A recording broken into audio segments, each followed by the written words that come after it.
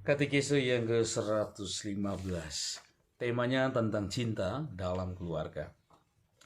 Dulu keluargalah yang membentuk gereja. Paroki adalah kumpulan keluarga.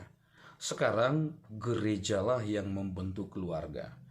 Menjaga keluarga supaya tetap bersama, membantu mendidik anak-anak mereka pada saat orang tuanya bekerja, dan mempersiapkan kaum muda untuk menikah. Dalam seluruh perjanjian lama, rumah adalah pusat kebajikan atau keutamaan dan juga pusat budaya. Dalam perjanjian baru, banyak anak muda diperintahkan untuk kembali ke rumah mereka setelah dibebaskan oleh Tuhan dari kejahatan. Contohnya, pemuda dari tanah Gerasa disuruh Yesus untuk kembali ke kampung halamannya. Anak yang hilang yang akhirnya kembali ke rumah bapaknya setelah ia menghambur-hamburkan harta ayahnya untuk hal-hal yang berdosa. Tuhan juga mengunjungi rumah seorang pemungut cukai yang tidak jujur dan makan bersama teman-temannya.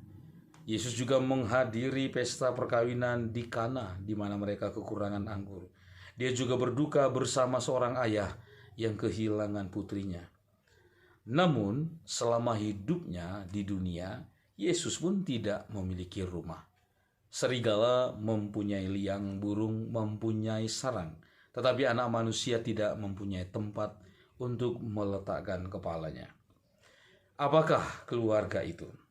Keluarga adalah tempat di mana dua misteri terjadi.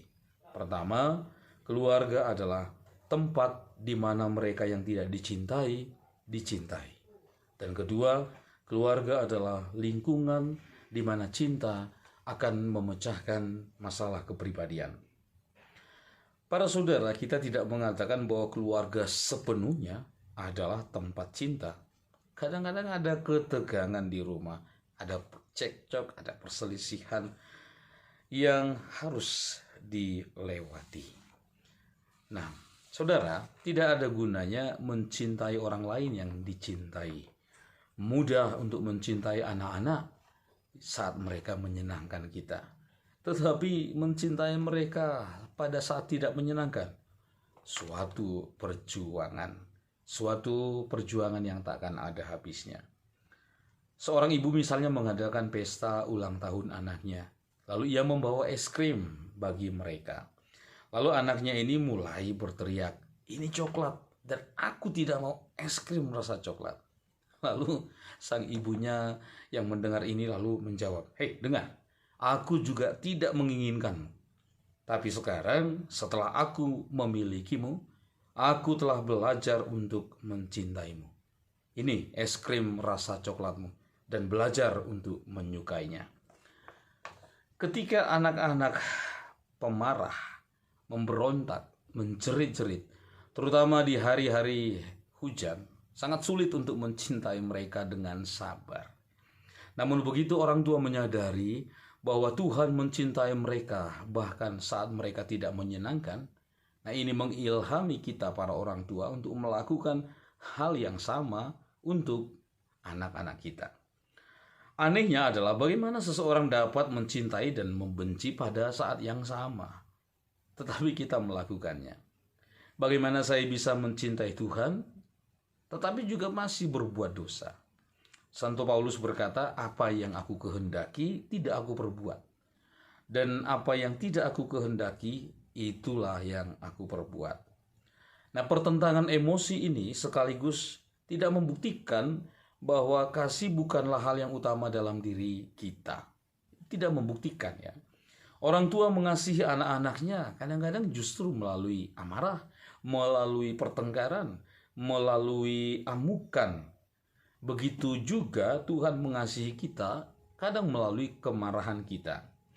Sebagaimana Tuhan menaruh kasih di tempat yang tidak ia temukan, demikian pula orang tua menaruh kasih di tempat yang untuk sementara waktu tidak mereka temukan sesuatu pun yang patut dikasihi. Tetapi dengan demikian mereka menjadi patut dikasihi. Nah, tanda yang kedua dari semangat kekeluargaan sejati ialah menggunakan kasih untuk memecahkan masalah kepribadian. Tragedi zaman kita saat ini adalah begitu banyak orang tidak dikasihi. Mereka dimanfaatkan. Mereka tidak dikasihi. Nah, maka saudara-saudara, bagaimana seorang anak ketika tidak dikasihi? Seorang bernama Frederick yang kedua dari abad 13 mengumpulkan sejumlah anak-anak yang terlantar, menitipkan mereka dalam perawatan beberapa perawat. Yang mana perawat ini diperintahkan untuk tidak berbicara sepatah kata pun kepada anak-anak tersebut, atau menunjukkan ekspresi wajah atau gerakan kasih sayang. Frederick ingin mengetahui bahasa apa yang akan mereka gunakan. Hasilnya apa, saudara? Percobaan ini gagal. Semua anak ini meninggal. Dan mereka meninggal karena kekurangan kasih sayang. Keluarga adalah tempat di mana, di bawah pengaruh kasih sayang, kita belajar dari kesalahan. Bukanlah tempat di mana kita dihukum karenanya.